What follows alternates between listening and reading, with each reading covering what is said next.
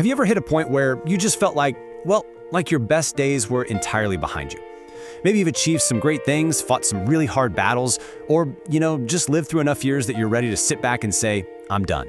Well, today's explainer is going to challenge that exact feeling. We're diving into a profoundly moving devotional text called The Land Still Waiting, Finishing What God Starts.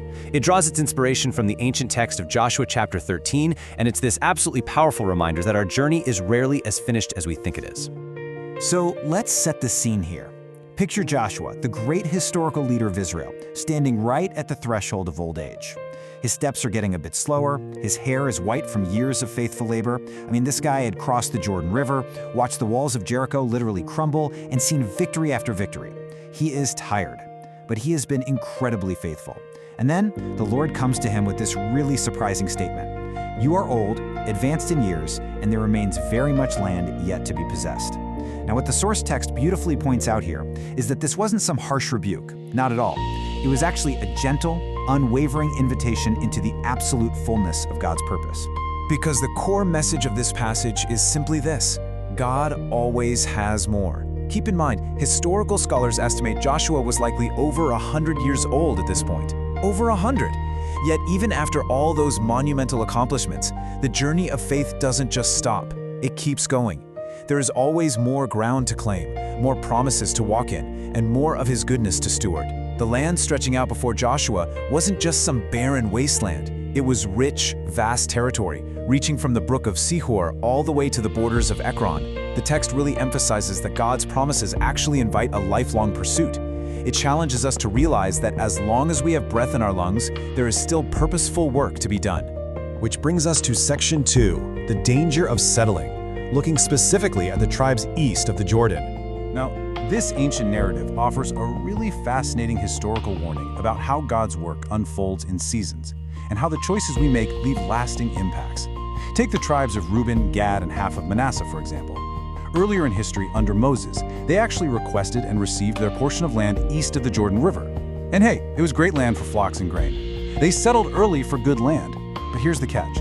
By settling for what looked comfortable in the short term, they fell short of the full, ultimate promise that lay just across the river. Essentially, they settled for good enough. And that early settling came with a hidden cost. They allowed the Jeshurites and Maachathites to remain among them. The source text uses this historical detail to highlight a super crucial principle. Partial obedience leaves lingering threats. What starts as just a tiny, small compromise can actually persist for generations, slowly eroding the full blessing intended for them. It's like a quiet snare. And the devotional draws this direct line from that ancient history straight to our lives today. Things like unaddressed bitterness, lingering sin, or deferred obedience, they can act exactly like those ancient tribes left behind, quietly hindering us from enjoying God's absolute best. All right, moving on to our next section, everyday territories to claim, or translating the metaphor. Let's pivot and talk about the land of our actual everyday lives. Because this text brilliantly illustrates what claiming new territory looks like right now in the modern world. It shares some genuinely incredible real-world examples. Think about this, an East African coffee farmer who built a thriving, sustainable business. Instead of just resting on his past success at age 70, he decides to train younger leaders to expand into neighboring villages. Or consider a city nurse with decades of compassionate care under her belt. She didn't just retire quietly. She launched staff prayer groups and free counseling, literally claiming new territory of healing. Then there's a tech executive facing retirement who chose to mentor young entrepreneurs with ethical wisdom, actively refusing to yield to cutthroat competitive pressures. These are just amazing examples of stepping up.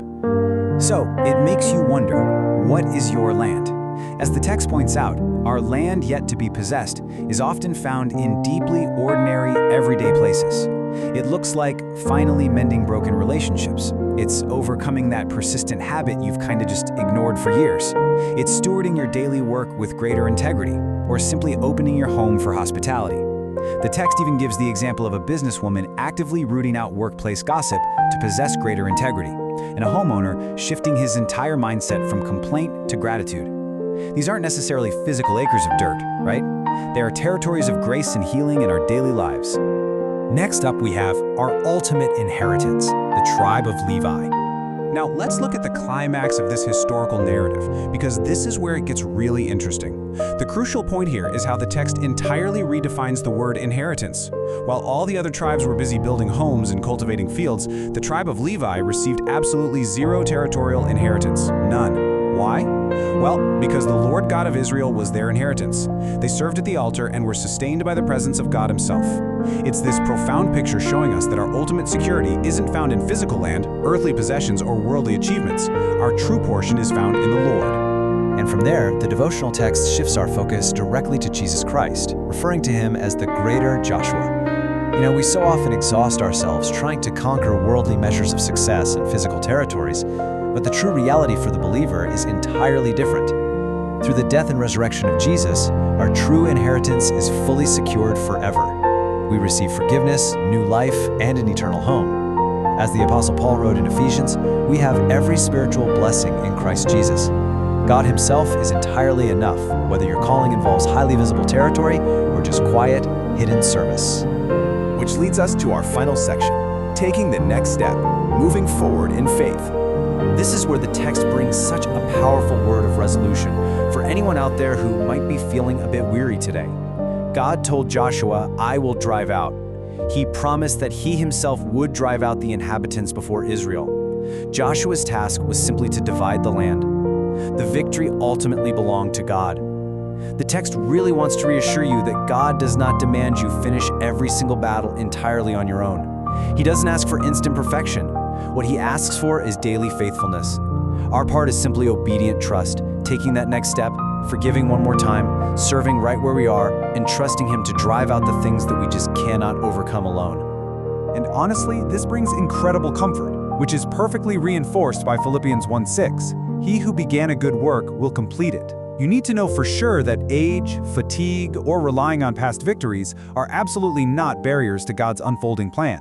Think about it. The exact same God who historically parted the Jordan River and leveled the walls of Jericho is the very same God fighting for you today. He never ever leaves us halfway through the work he has started. So I want to pose this question directly to you, right here, right now. What is the land still waiting in your life? Is it a deeper peace in your family that needs cultivating? Is it a bolder witness in your workplace? Maybe it's renewed courage in an area where you currently feel weak. Take just a moment to really think about those unaddressed territories in your own heart and life. Because let's see how this all builds to a final, powerful crescendo.